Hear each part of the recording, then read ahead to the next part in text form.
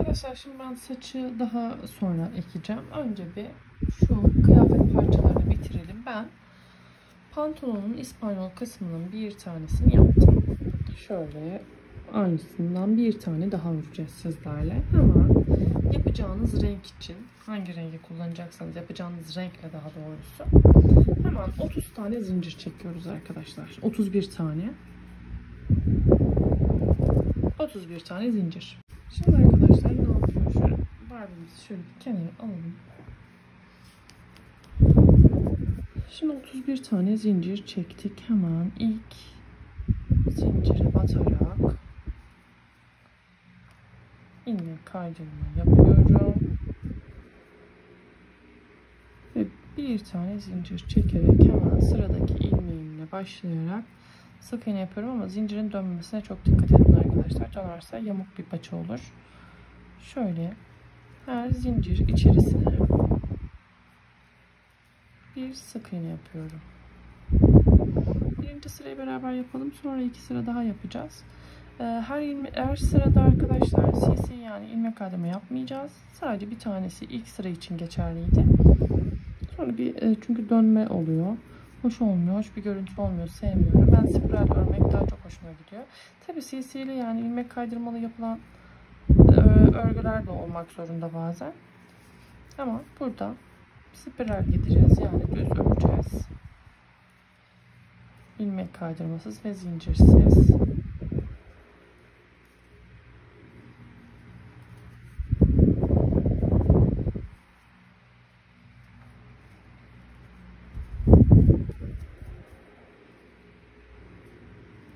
Devam ediyorum örmeye. Biraz gece olduğu için biraz volümü kısarak, sesi kısarak yapıyorum. Ve vantilatör hep çalışıyor. Tam Ağustos sıcağında. Dediğim gibi Barbie akımı olmasa Ağustos'ta hayatta örmezdim ama DM'den de mesajlarınız var, Instagram'dan. Esra Hanım lütfen Barbie akımına biz de uyalım. Tabii ki sizi kırmam. Akım da vardı zaten ama daha filmine gitmedim açıkçası. Hemen şöyle bakıyorum burada. Şimdi bakın arkadaşlar artık burası bizim paça kısmımız oldu. Devam ediyoruz. Yani şöyle buraya hatta bir işaret çalalım. Burası bizim baş kısmımız olsun. Örgüye başladığımız sıra başımız. Şimdi iki sıra daha örüyoruz arkadaşlar. Böyle bu şekilde düz. İki sıra daha örüyoruz. Sonra biraz arttırmaya gideceğiz. Evet arkadaşlar şimdi 3 sıra yaptık. Şimdi arttırmaya gideceğiz dedim ama hayır, azaltmaya gideceğiz. Hemen şimdi yapalım.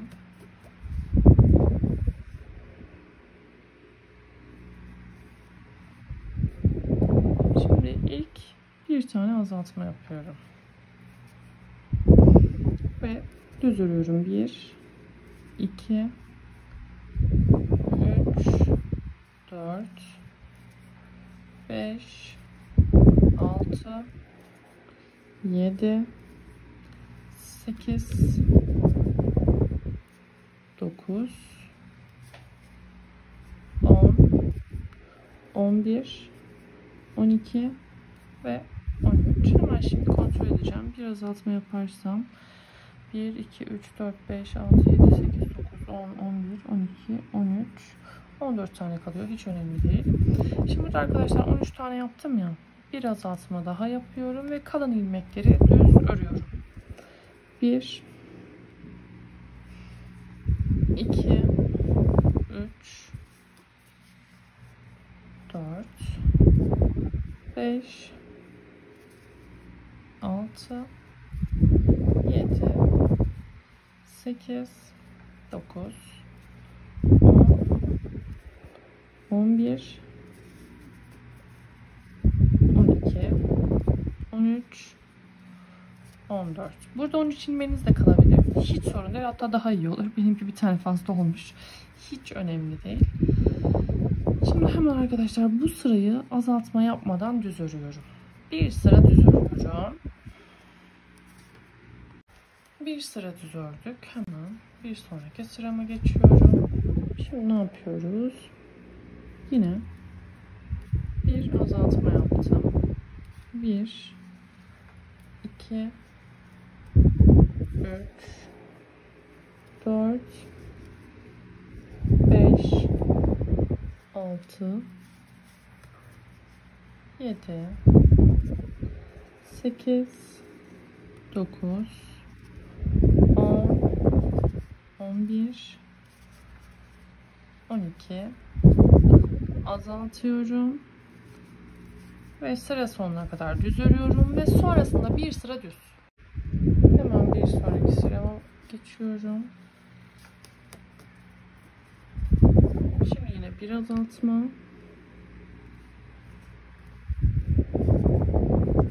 Devam ediyorum örmeye düz.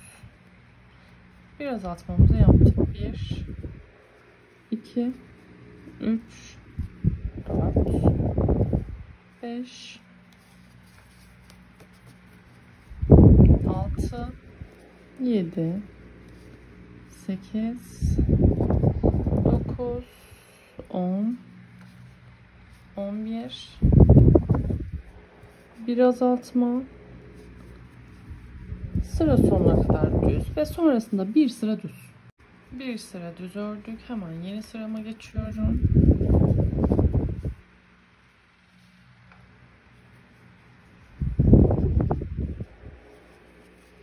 Bir azaltma,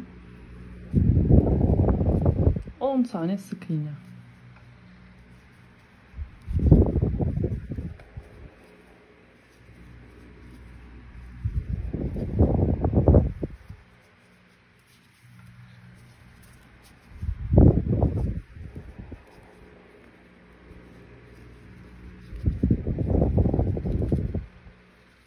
Tane sık iğne yaptım ve hemen bir azaltma daha yapıp sıra sonuna kadar düz örüyorum ve sonra yine bir sıra düz. Bir sıra düz ördük. Hemen yeni sırama geçiyorum. Bir azaltmamı yapıyorum. 9 tane sık iğne. 1 2 3 4 5 6 7 8 9 hemen bir azaltma daha ve sıra sonuna kadar düz ve sonra yine bir sıra düz örüyoruz. Yeni sıramızda devam ediyoruz. Azaltma yapıyorum. 8 tane sık iğne. 1 2 3 4 5 6 7 8 bir azaltıyorum ve düz devam ediyorum ve bir sıra düz örüyorum. Şimdi artık yavaş yavaş şöyle düz öreceğimiz kısma doğru yaklaşıyoruz. Devam edelim. Bir azaltma, 7 sık iğne. 1 2 3 4 5 6 ve 7. Bir azaltma yapıyorum. Sıra sonuna kadar düz örüyorum ve yine bir sıra düz. Bir sıra daha düz ördük ve şimdi hemen yine bir sıra düz ördük. Şimdi hemen azaltmamıza geliyoruz. Bir azaltma, 6 sık iğne,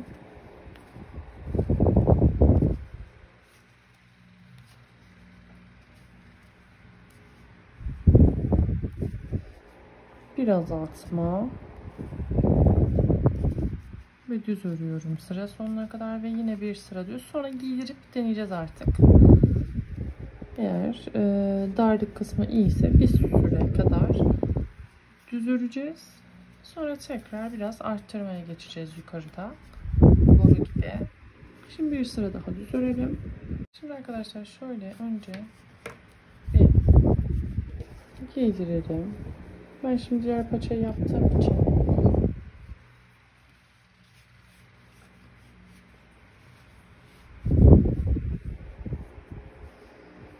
Şöyle artık ama sanırım bir sıracık daha azaltırsak yetecek. Sonra bir süre düz öreceğiz.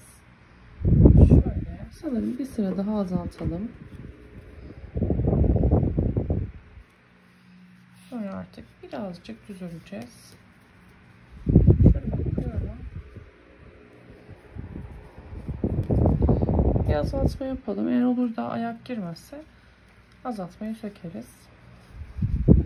Bir azaltma yaptım. 1, 2, 3, 4, 5. Azaltıyorum. Devam ediyorum. 1, 2, 3, 4, 5,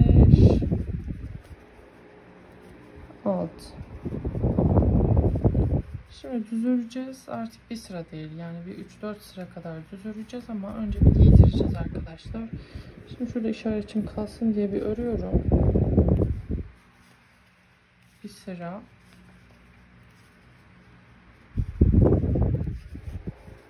Hemen böyle deniyorum. Şöyle arkadaşlar biraz zorlayarak ayağın girmesini sağlayacağız. Zaten şuradan girdikten sonra sıkıntı yok. Bakın şöyle yapalım. Tığla da çekebilirsiniz. Makasla da çekebilirsiniz.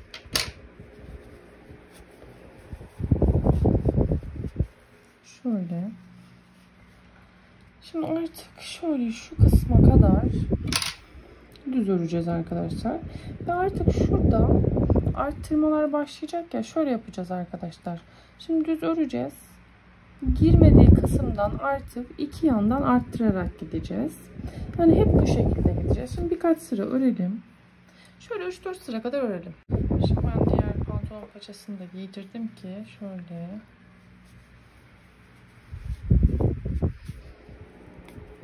Eğer arkadaşlar böyle girmiyorsa bir sıra azalttığınız kısımları söküp ondan sonra tekrar düz örebilirsiniz. Yani şöyle zorladıktan sonra zaten sonra alışıyor yani hakikaten alışıyor. Şöyle iki paçayı aynı boy yapmak istiyorum.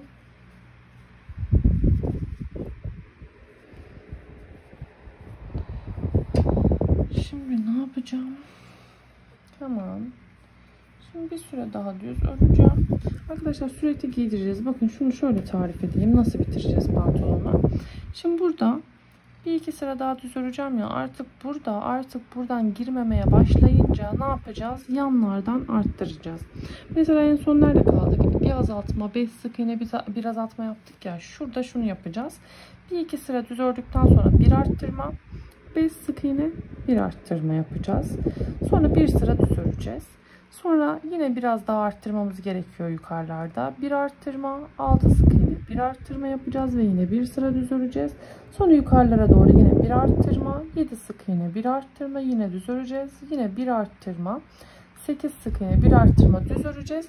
Ta ki şu kısma gelene kadar arkadaşlar. Şu kısmı tamamlayana kadar dediğim gibi bu işlemi yapa şurayı arttıralım. Saymak zor geliyorsa şöyle yapın. İki yandan arttırarak gidin. İki yandan arttırın. Bir sıra düz örün. İki yandan arttırın. Bir sıra düz örün. Arkadaşlar şimdi iki parçayı da tamamladık. Şöyle benim burada 23 sık iğnem var. Burada da 23. Sizde 24 olabilir. 25 olabilir. Hiç önemli değil. Şimdi arkadaşlar ne yapıyoruz? Birini şurada kopardık ya. Hemen diğerini de tam yanda tutacak şekilde birleştiriyoruz. Burada ipimi kestim. Yani birinci parçayı kesiyoruz, bitiriyoruz. İkinciyi örüyorsunuz. Sonra aynı böyle gövde birleştirir gibi birleştiriyoruz. Şimdi burada önce bir sıra iki sıra düz öreceğiz. Sonra yine yanlardan arttırarak, sonra yine yanlardan azaltarak bu şekilde bele kadar geleceğiz arkadaşlar. Onu birlikte yapacağız. Pantolonu tabi bu şekilde bitirmiş olacağız artık.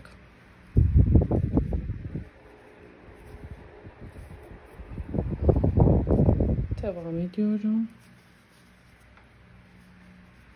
Birleştirdikten sonra giydirelim. Sonra üstündeyken örmeye devam edebiliriz. Çünkü sürekli giydirip çıkartmak çok zor olacak. Belindeyken giydirmek biraz daha iyi olacak. Örmek. Nereden azaltacağımızı bileceğiz. Belki arka ortadan, belki ön ortadan, belki yandan. Bolluk olan kısımlarda azaltarak gideceğiz. Şöyle bir bakıyorum. Hemen bakın diğer kısma şöyle geçiyorum. Bakın şuraya almadan direkt yan ilmeğe geçiyorum. Şöyle yapıyorum hatta. Direkt yan ilmeğe geçip birden toparlıyorum ki arada boşluk gözükmesin. Fark etmez, orada üst sık iğne de yapabilirsiniz. Şimdi şöyle birazcık örelim ki giydirdiğimizde üzerinde rahatça örebilelim. Pantolonun en zor kısmı bitti aslında. Tabii siz ikinci ördünüz mü bilmiyorum.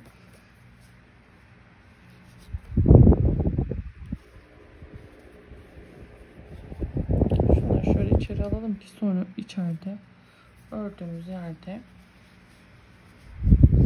kaybedelim.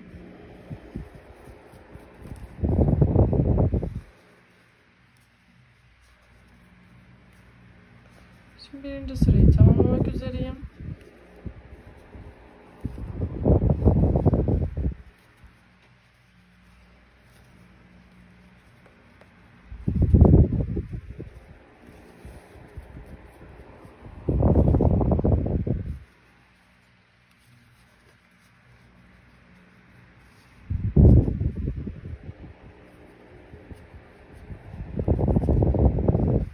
Devam ediyorum.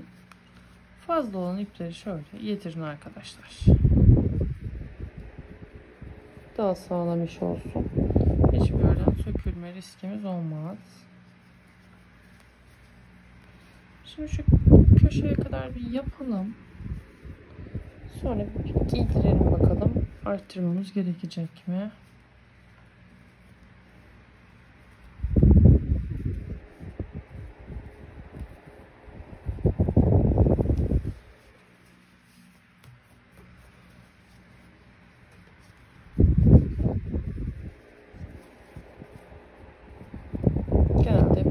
Arttırmak gerekecek. Şöyle güzelce şimdi pantolonu giydirelim.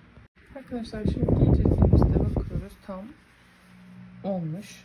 Bakın şöyle ben görsellere bakarak yapıyorum arkadaşlar. Şöyle görsellerde tabii şuralara şöyle pullar, işlemeler, yıldızlar. Bakın genelde yıldızlar var. Yıldız işlemeleri yapabilirsiniz. Parlak boncuklarınız varsa paten tarzı çok güzel bu şeyi. Şimdi arkadaşlar şurada bakın şöyle gideceğiz. Burada sürekli işte giydirip çıkartmamak lazım. Hatta şöyle kolları bir yere bağlayın. Şöyle bize engel olmaması lazım. Kolları bağlasın. Biraz düşünsün bakalım. Şimdi böyle arkadaşlar gide gide eğer arttıracaksak arttıracağız, azaltacaksak azaltacağız yani. Şöyle ama bence arttırma istemeyecek gibi bir bakalım. Öyle öyle gideceğiz arkadaşlar. Arttırma yapmamız gereken yerde arttıralım. Dediğim gibi azaltma yapmamız gereken yerde azaltalım. Ama artık sanki azaltmaya gideceğiz. Belini toplayacağız. Ama şöyle birkaç sıra örelim arkadaşlar. Birkaç sıra düz örelim. Bakın şuraya kadar düz örsek sonra azaltacağız. İki yandan azalta azalta şu bel kısmına kadar geleceğiz. Öreceğiz. Hep yanlardan azaltacağız. Bunu arkadaşlar kendimiz kontrol ederek örelim. Burada bolluk varsa hemen azaltalım. Örelim, azaltalım. Şu bel kısmına kadar örelim. Sonra birlikte devam edeceğiz. Bakın arkadaşlar şimdi burada sanki biraz artık bolluk oluştu. Ben bir sıra örünce bolluk oluştu. Ama sizin hemen oluştuysa şurada bakın. Hemen yanında bir azaltma yapalım. Devam edelim. Sanki şöyle önlerde de bir bolluk oluşmaya başlıyor gibi. Şöyle bakın şurada da bir azaltma yapıyorum. Hani nerede bolluk oluşuyorsa orada bir azaltma yapabilirsiniz. Devam ediyorum. Yani artık yukarıya doğru, bele doğru topluyoruz.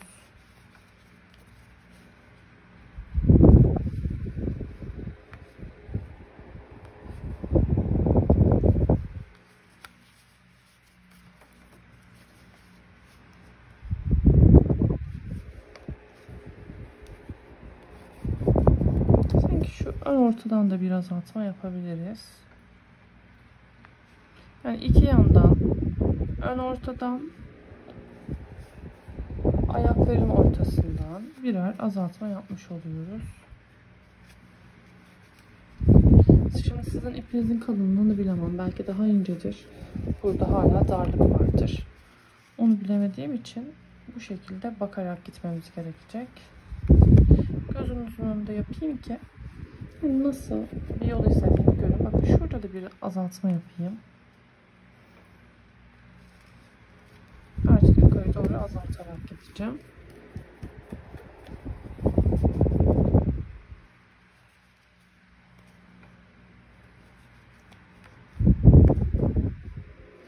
Kafayı birleştirmeden önce bunu yapmak daha mantıklı. Ben videonun başında size söyleyeyim ki bunu yapın, ondan sonra kafayı birleştirin. Şöyle yana geldik. Yanda da biraz asma yapacağım. Tam yanda. Şöyle. Bakın şurada da artık bolluklar oluşuyor gibi. Hemen.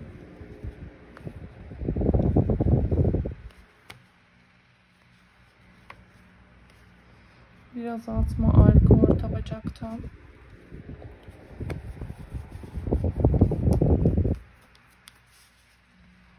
Devam ediyorum.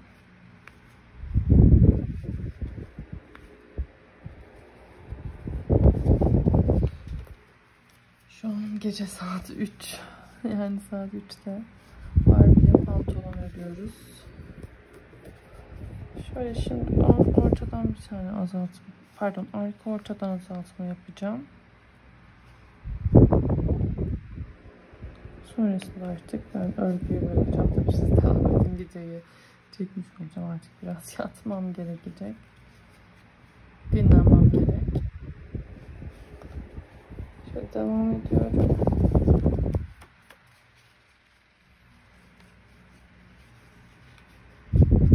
Bu şekilde giydirerek yapmak zorundayız arkadaşlar. Öteki türlü nereden bulabileceğini bilemeyeceğiz.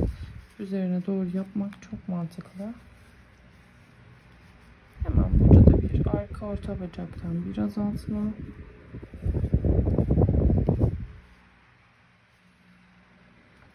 Devam ediyorum.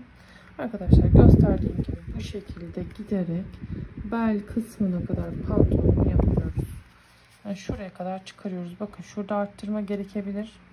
Hep azaltma yaptık. Şuraya çıktığımızda arttırma gerekirse yanlardan arttıracaksınız. Yani baka baka gideceksiniz arkadaşlar. Bu tamamen bizim elimizde.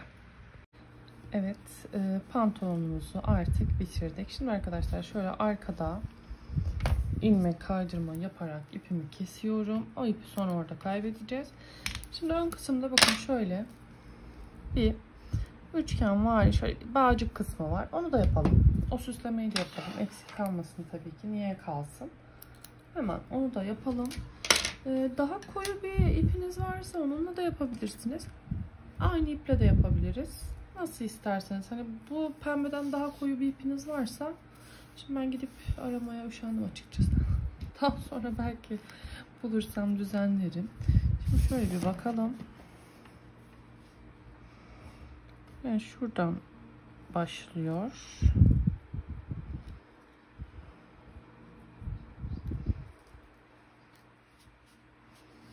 Bir üçgen parça gibi.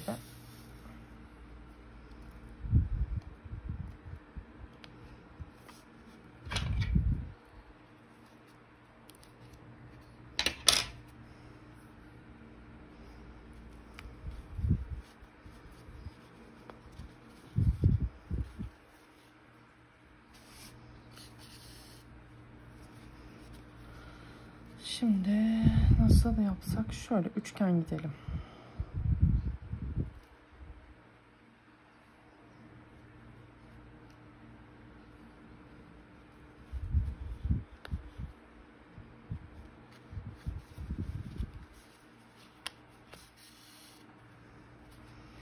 Şöyle çapraz çapraz gidelim.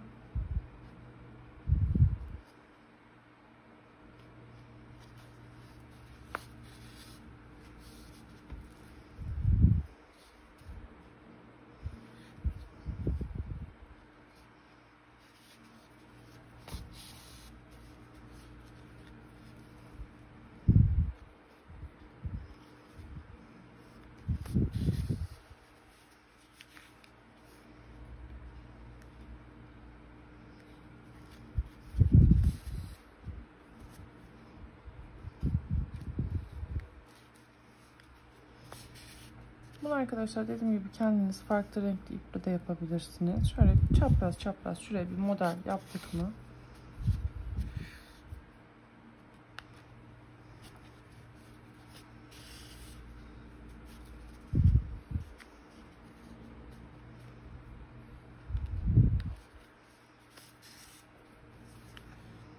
Bence yeterli.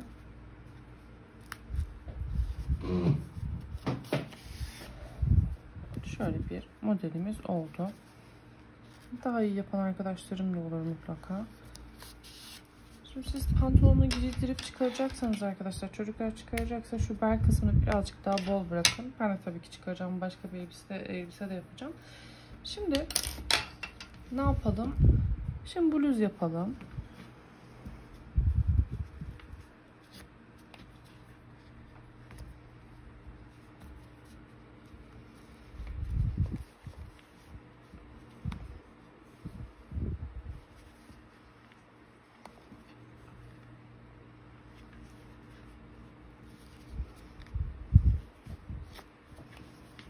Şöyle arkadaşlar ipi yedire sökülmemesini sağlayarak bu şekilde kesebilirsiniz.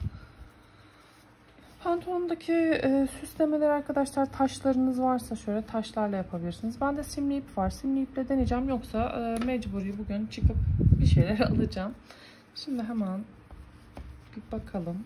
Pembe ipimizle yine şu üst kısımdaki ceket kısmını yapalım. Böyle bir yelekvari bir şey.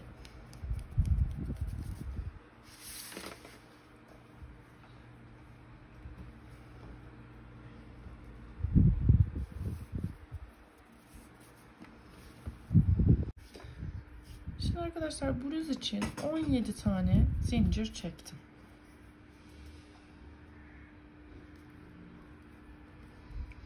...17 tane zincirin üzerine hemen... ...1 değil, 2 değil... ...3. zincirden itibaren... ...ikili trabzan yapıyorum. 1... ...2... ...3...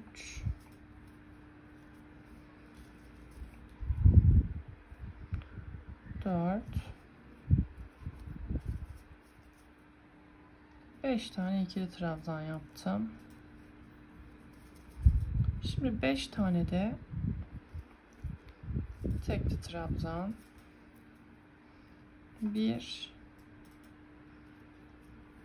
2 3 4 5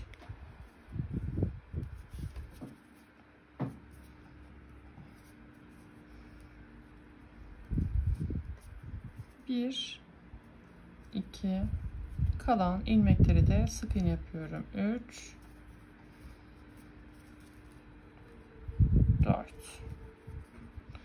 4 tane de sık iğne yaptım. Şimdi bir zincir çektim, döndüm.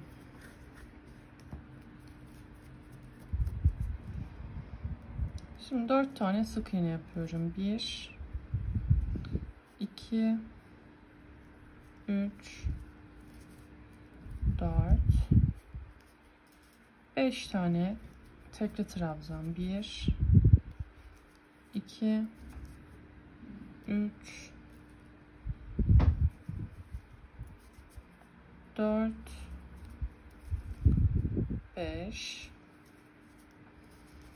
5 tane de ikili trabzan. 1 2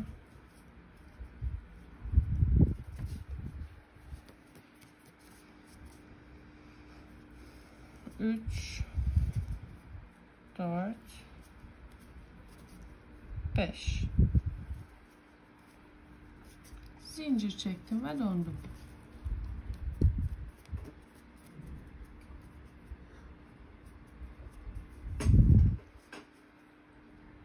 Beş tane ikili trabzan. 1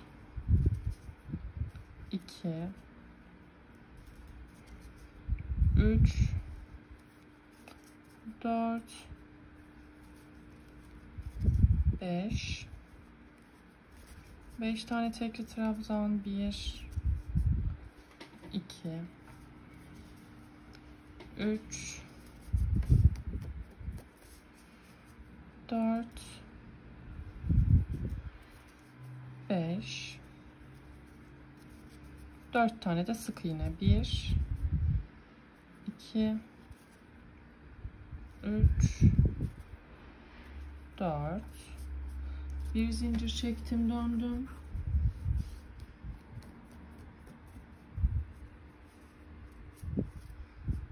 Dört tane sık iğne. 1 2 3 4 5 tane tekli trabzan. 1 2 3 4 5 5 tane ikili trabzan. 1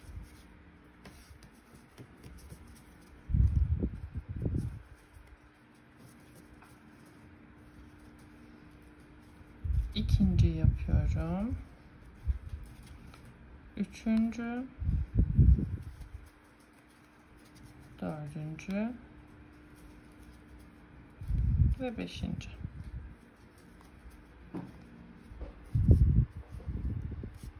Zincir çektim, döndüm.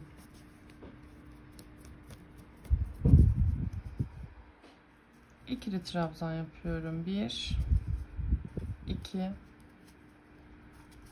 3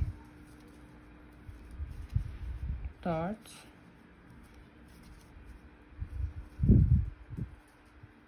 5 tekli trabzan yapıyorum. 1 2 3 4 ve 5. Şimdi zincir çektim ve döndüm arkadaşlar. Şu kısım kalacak. Şimdi tekli trabzana devam ediyorum. 1 2 3 4 5 5 tane de ikili trabzan yapıyorum. 1 2 3 4 5 zincir çektim, döndüm.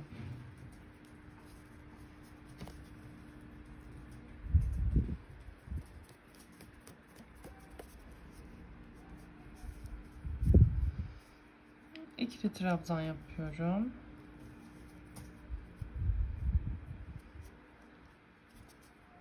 5 tane.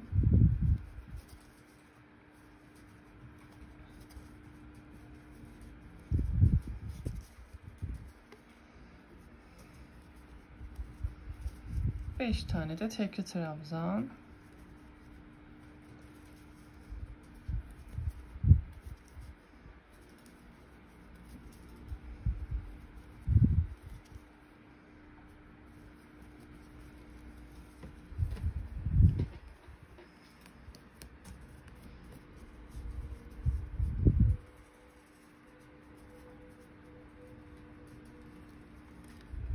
Şimdi 6 tane zincir çekiyorum. 1 2 3 4 5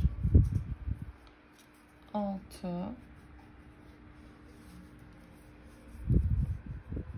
Hatta şöyle 5 tane zincir çekeyim. 1 2 3 4 5.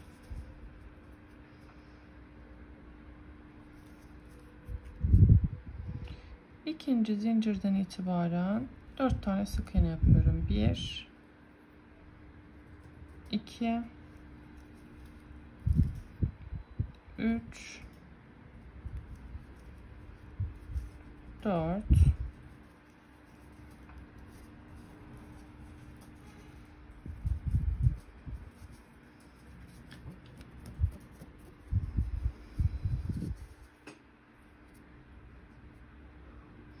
4 tane sık iğneden sonra 5 tane ikili trabzan. 1 2 3 4 5. Şimdi 5 ikili trabzan. Az önce tekli trabzan yaptık. Şimdi ikili yapıyoruz. 1, 2, 3,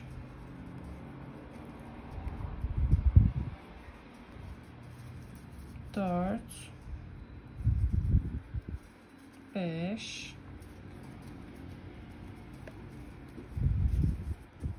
zincir çektim, döndüm.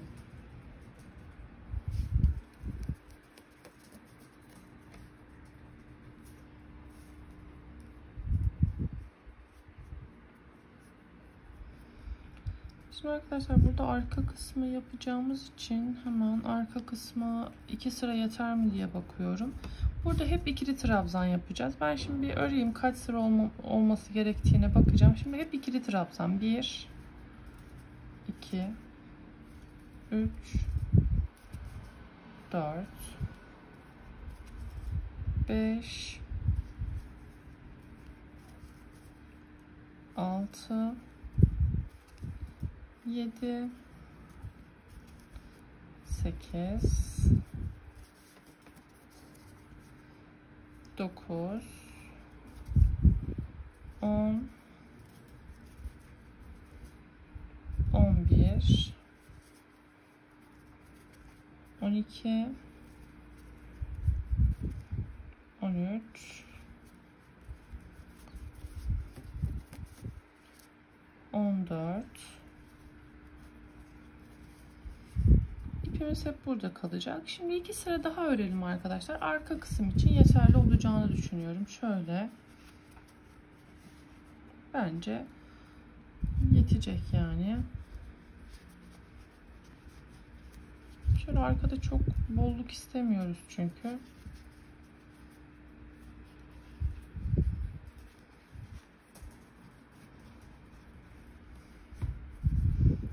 İki sıra daha örelim.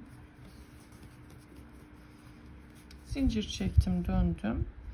İkili trabzan öreceğim. Bir sıra, sonra zincir çekip dönüp tekrar öreceğim. Arkadaşlar bakın, şurada bıraktım yaptığım kısmı. Yani şurada kalsın istiyorum. Hemen bir tane zincir çektim, döndüm ve 6 tane sık iğne yapıyorum. 1, 2, 3, pardon 4 tane yapacağım. 4 tane sık iğne yaptım. 5 tane tekli trabzan. 1, 2, 3, 4, 5 tane de ikili trabzan. 1, 2, 3, 4 ve 5. Evet, zincir çektim, döndüm ve 5 tane ikili trabzan yapıyorum. 1, 2, 3, 4, 5. Şimdi 5 tane tekli trabzan. 1, 2, 3, 4. Burada arkadaşlar 5 tane ikili trabzan yaptık. 5 tane tekli trabzan yaptık ve zincir çekip dönüyoruz.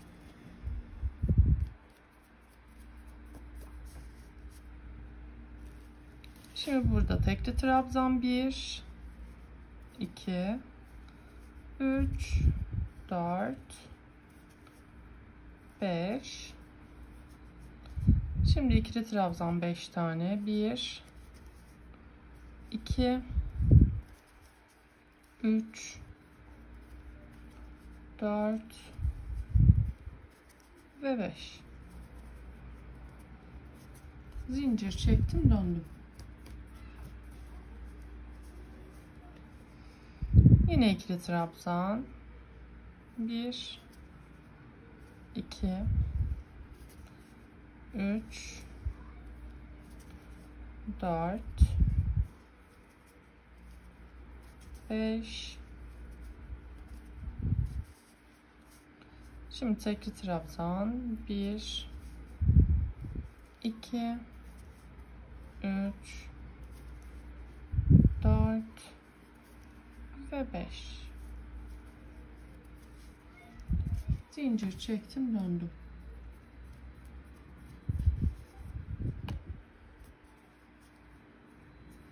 Hatta şöyle yapalım. Bir zincir çektim. 2, 3, 4, 5. 5 tane çektim. İkinci zincirden itibaren 1, 2, sık iğne yapıyorum. 3, 4. Şimdi tekli trabzan. 1, 2,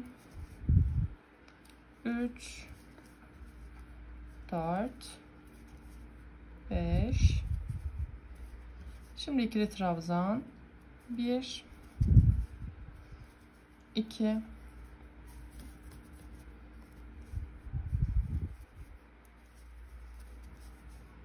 3, 4, 5. Zincir çektim, döndüm.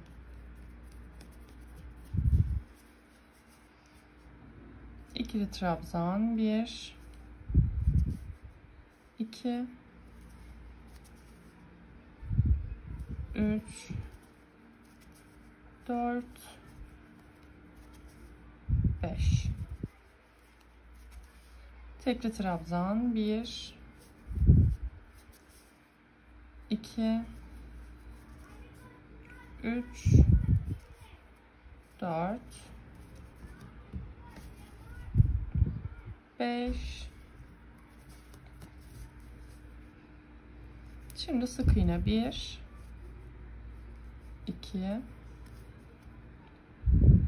3 ve 4. Zincir çektim, döndüm. Sık iğne yapıyorum. 1, 2, 3, 4. Şimdi tekli trabzan. 1, 2, 3, 4 ve 5. İkili trabzan. 1, 2,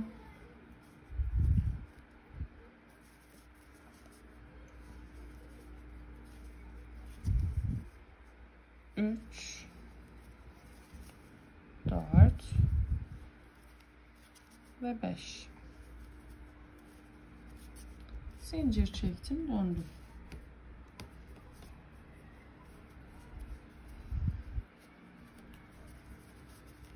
Ama ipim düğümcük olmuş. Olmaz lütfen. Çok az kalmıştı. Mecburen şuradan keseceğim. Hiç uğraşmayı sevmiyorum düğümcükleri açmaya. Hiç. Devam ediyorum.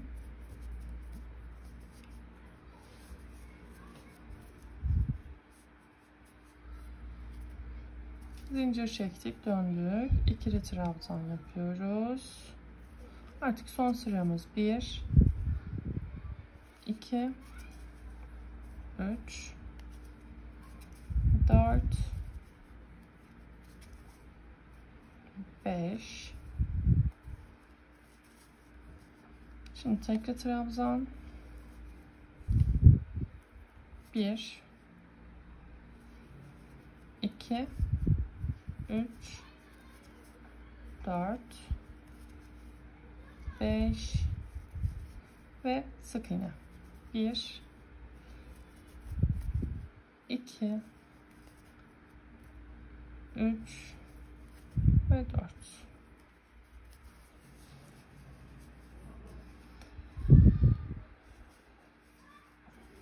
Şimdi arkadaşlar burada ipi uzun kesiyoruz.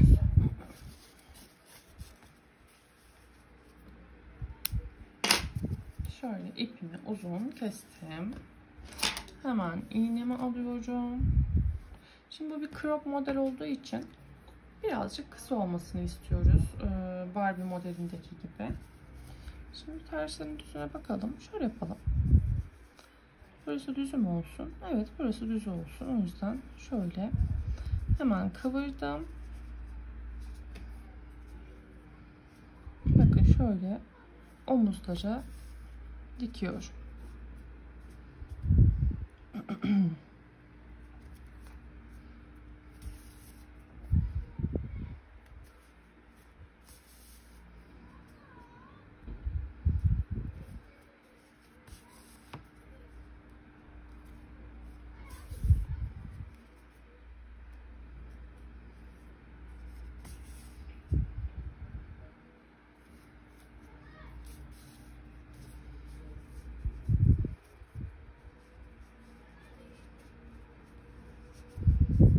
Şöyle olduğu için şöyle hafif içten içe ipimi şöyle geçirdim.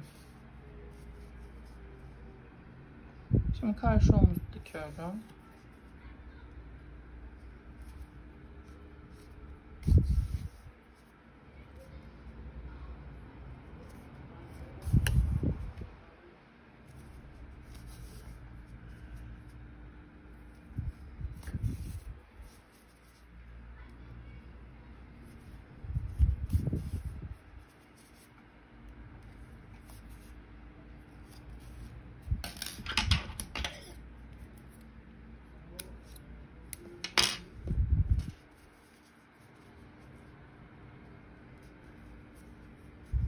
Fazla ipleri şöyle arkadaşlar alttan üstten bir yerden yedirin ki sonradan başınıza bela açmasın, sökülme yapmasın. Şöyle içte yedirin.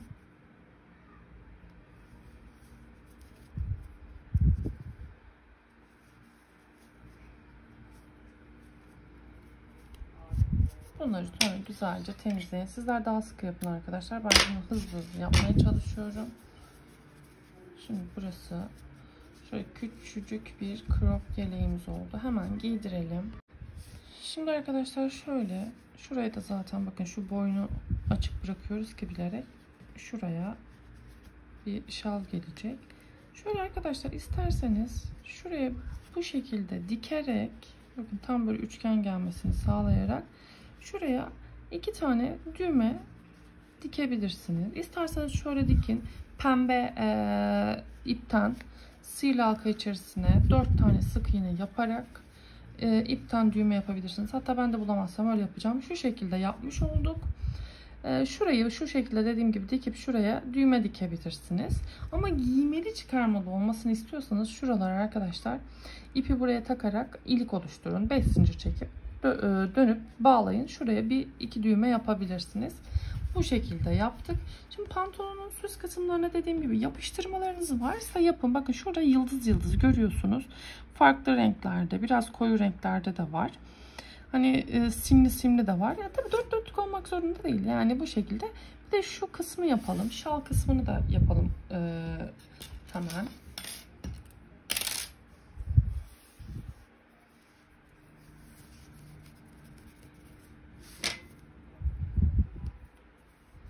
Şal kısmını önce bir ölçeceğiz.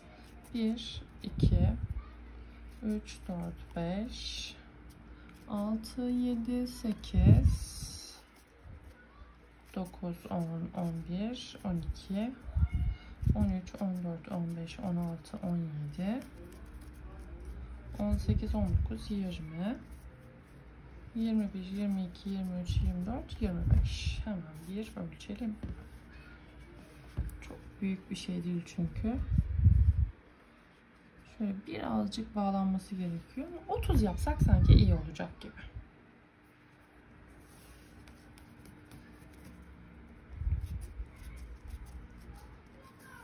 ...30 tane... zincir çektik. Hatta 31 yapalım ve... isterseniz burada ince olmasını istiyorsanız sık iğne yapın. Birazcık daha böyle kalın olmasını istiyorsanız arkadaşlar... tekli trabzan yapın. Ben şimdi bakın tekli trabzan yapacağım. 1 değil, 2 değil, 3. ilmekten itibaren tekli trabzan yaparak şal kısmını bu şekilde yapıp boynuna bağlıyoruz.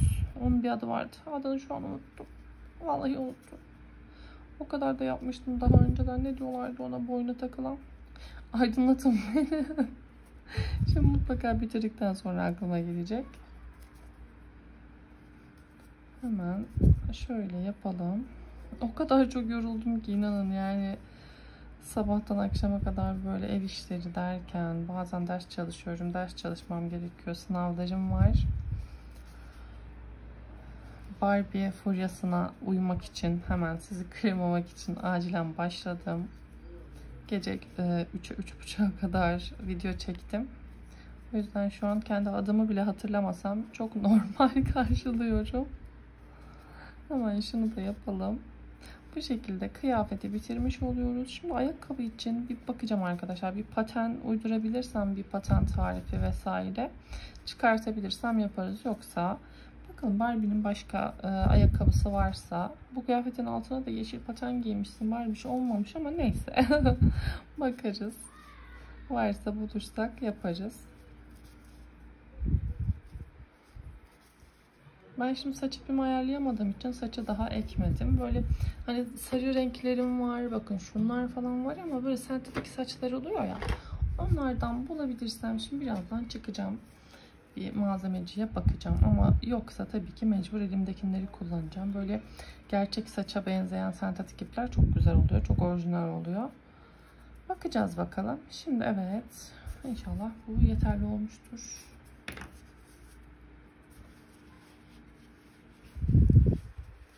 Flash. Adını buldum. Flash. Evet.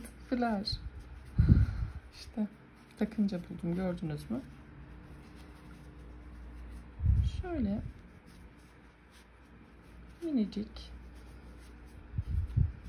bu şekilde arkadaşlar diksek yeterli olacak. Hani bağlamak isterseniz tabii ki birazcık daha uzun yapabilirsiniz. Ben bunu videonun başında da söylerim. Ama şu şekilde ben şöyle şuraya diktiğimde bence yeterli olacaktır. Böyle flarını da yapmış olduk. Şimdi arkadaşlar ne yapacağız? Başka ne kaldı? Şuradaki dediğim gibi simli işlemeleri. Böyle boncuklarınız varsa boncuk dikebilirsiniz. Yoksa ben yıldız yapmaya deneyeceğim. Şöyle gümüş rengi ipim var.